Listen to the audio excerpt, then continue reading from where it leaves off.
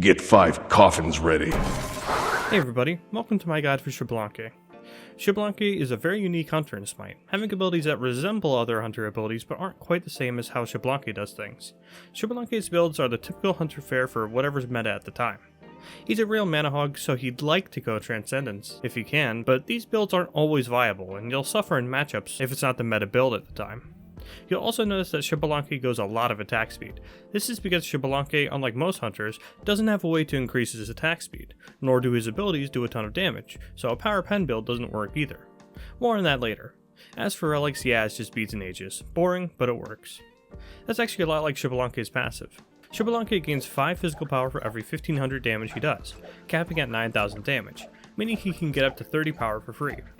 It's a boring passive, but it works really well with Xbalanque, since his MO is just hitting people really hard with basic attacks. Speaking of which, his first ability, which works directly with his passive. Xbalanque's first ability is unique, as it's one of the few in SMITE which you can toggle on and off. When toggled on, Xbalanque's basic attacks deal bonus damage, scaling with levels. This bonus damage can crit, and Xbalanque must now use mana for each basic attack cast. These basic attacks also branch off the initial hit target, branching in 2 directions in a V-shape behind the target. These branching versions dealing 37.5% of the original basic attack's damage. This is a unique hunter stem, since instead of increasing Xbalanque's attack speed, it's just straight up adding damage to his basic attacks. So, obviously, if you're ever fighting anyone ever, you want this ability active. But playing around its mana cost can be difficult. You want to leave it off whenever you can, despite its respectable wave damage in those branching attacks. Luckily right now we have Death's Toll, the starter item which regenerates mana for each basic attack hit. It's great for Xbalanque, so enjoy that while you can. This means that you can keep the ability active at all times and essentially use 0 mana for casting it so long as you hit your basic attack, which you should be doing on a mini wave since it's essentially the best wave suppressant in the entire game. Although mana usage is still a concern, overusing your other abilities so that you don't have enough mana to keep this toggled on in a fight can also be common, so try to take every opportunity to toggle this ability off that you can. As for the branching portion of this ability against gods, it's just something to always keep in mind while laning for better and for worse. It's free poke, which is great, but it's also an easy way to clip your opponent with meaningless damage and have their entire minion wave pile onto you. That said, you can still do plenty of fun stuff like bouncing off of camps and towers while the enemy tries to escape. It's not the most useful feature in the game, but it definitely has its niche use cases. So unfortunately for a lot of the game, you have to play it safe when it comes to the laning phase, but luckily this and any opportunities to be aggressive are made easy with Xbalanque's second ability. Xbalanque fires 15 darts in a wide cone AoE, slowing, damaging, and applying a damage over time to all enemies hit. Keep in mind that these darts will stop on walls and the first enemy hit, so you need a clear line of sight of anyone you want to hit. Don't doubt that cone AoE's range though, it really is wide. So with a long cast time on top of that, you can easily inch yourself forward while casting this ability to artificially extend the range. A bit like Chang'e, you can hit up to 5 darts on the same target. But not only do you have to be nice and close for this to happen, the bonus 4 darts will only deal 30% damage. That said, this is still long range slow, and as we learned with Camazotz, this is perfect for starting off aggression. Teammates engage, cast it. Squishy target walks into range, boom, cast it again. You want to throw it out every time you can in the early game. Then as the late game comes around, slap it onto any squishy target so long as it's safe to do so, and maybe a tank too for some self-heal. And of course it's a slow, so if you hit someone with the slow, you should be looking to basic attack them right after. It's very simple, and that's mostly thanks to the sheer size of the thing. But let's get to his third ability, which not only ties his other abilities together, but works directly with this one. Xbalanque dashes forward, and once he becomes airborne, he becomes CC immune, and he'll damage any enemies in the AoE he creates once airborne. As you can already tell, it's a very simple ability most of the time. Get jumped on, boom, dash, just like many other movement abilities. The CC immunity is a lovely addition, but most importantly isn't found in any other ability in this kit. In some situations, you want to use this ability in the same way you would use a CC immune ultimate. You can immune things like Daji ultimate, Ares ultimate, etc., so be on the lookout for these. They have ultimates which are easily immune by Xbalanque's third ability here, and keep in mind that you need to time the CC with the CC immunity of the dash. Just dashing as soon as the CC hits you won't work since you only become immune mid-ability, but this ability has a twist when using it aggressively. Any enemies who are afflicted with Xbalanque's second ability will be dealt bonus damage. So this furthers the idea of Xbalanque, despite not being great at clearing waves, still being a very aggressive hunter in the duo lane. More on that in a moment, but first let's talk about Xbalanque's ultimate ability. Xbalanque reduces the field of view of any enemy god currently alive, with no limit on the range, making them see only a very small amount of the area in front of them. Something to keep in mind, characters who can fly into the air can break out of this small invisibility area. This is great during teamfights to disorient the enemy, but there are benefits to yourself as well. Xbalanque gains scaling movement speed, scaling with the rank of the ability, starting at a lovely 20% but going all the way to a ballistic 60%. He also gains additional basic attack range, very clearly indicated when the ultimate is activated. It's a disgustingly good ultimate that you should use every single time a fight breaks out, even when you yourself aren't involved in it. But in a one-on-one scenario, it's not bad either, thanks to that great basic attack range both when it comes to straight up boxing match with your lane opponent or trying to finish him off from a distance. Escapes too are greatly enhanced by this ability, naturally mostly due to the movement speed, but getting a good distance so that you can block yourself from their view with your ultimate both work well when trying to escape. I've more or less been hinting at it throughout this video, but I don't intend to do a combo section here. I'm going to do a whole section breaking down moments from good matches from Xbalanque I've had to better explain how and when to use his abilities, so let's get to it. Okay, so in this first clip, this is just simple aggression in the early game, very early game, level 2, so I end up getting a kill with my Bacchus here, so this is just proof to everyone that Xbalanque can be aggressive. Let's get into it. So we're obviously we're not going to waste any abilities. Well, actually he wasted his burp on the interceptor thing. He didn't need to do that, but you'll see anyways that didn't matter. So we bait them in basically. Some basic attacks. The Cernos walks in first. I don't know why he did that. I'm still full HP by the way, so they probably shouldn't have done that. But we immediately drop the interceptor, go straight to the wave to apply more pressure. You can see there. Then he wastes his 2. Not smart. And just keep basic attacking down the wave, and then he flops on him, and then boom, chunk him down. So, okay, they misplayed, wasn't their best play, we got a kill for it, but here's even more proof that Xbalanque can be aggressive early, and I'll show you how I do it. So just hitting the wave, so yeah, actually I toggled off my 1 here to get more mana back. So just hitting the wave, he uses his 2 again, and it's just on the melees. It's not really worth it, they should just let the wave come to them, because we have so much pressure. Anyways, Bacchus, goaded flop again. I'm actually surprised to get both. But yeah, goaded flop again, activate my 1. Get a branch. I probably should have just kept walking up instead of basic attacking. But I just dash straight in because they've used all of their CC. So I dash straight in, and then boom.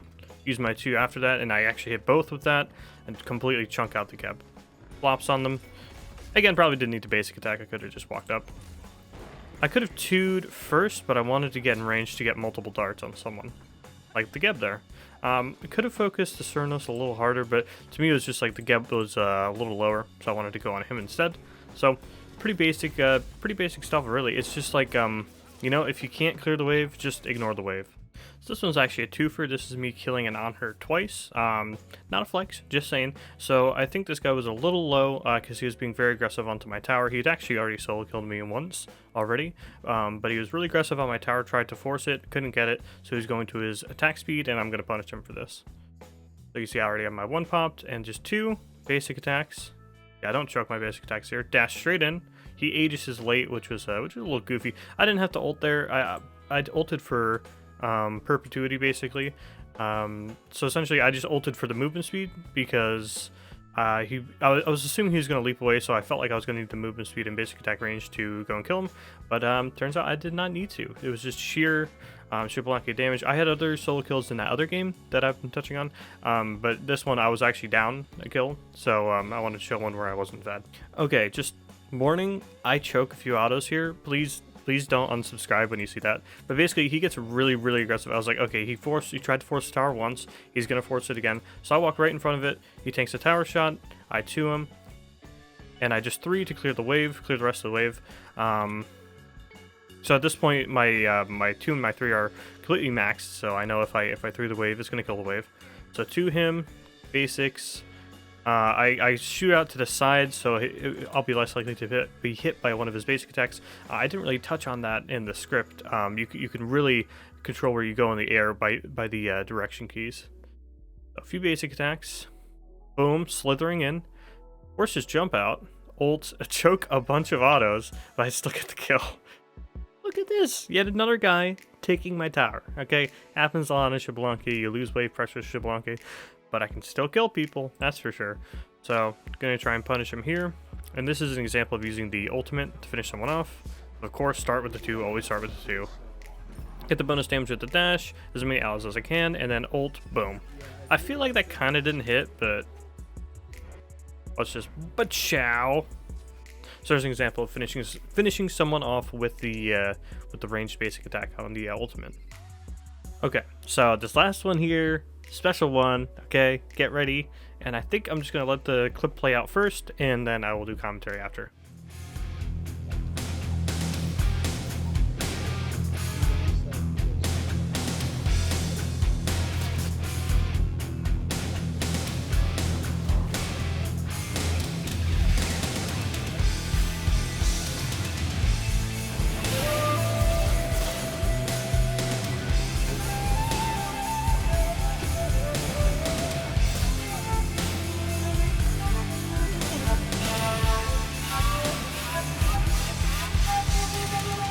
Okay, I hope you guys were as happy with that clip as I was. That made me very happy when that happened.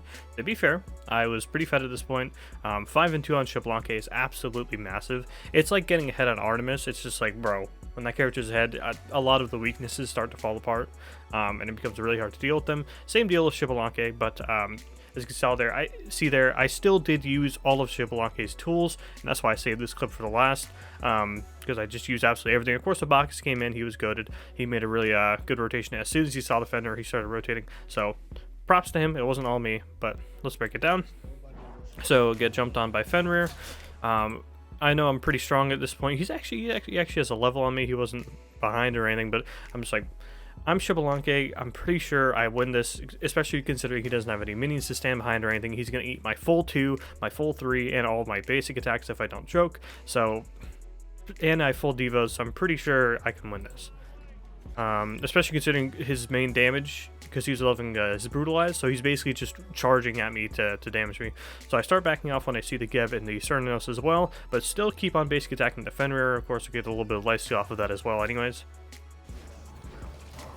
And I preemptively beads because Geb, range CC, Cernos, range CC. It was a total. It looked like a total Sharingan moment, but it's just like one of those game sense things where it's like I didn't know Geb was gonna 2 me. I was just pretty sure they have 2 pieces of ranged hard CC, so I should just beads as soon as they come in range for those abilities.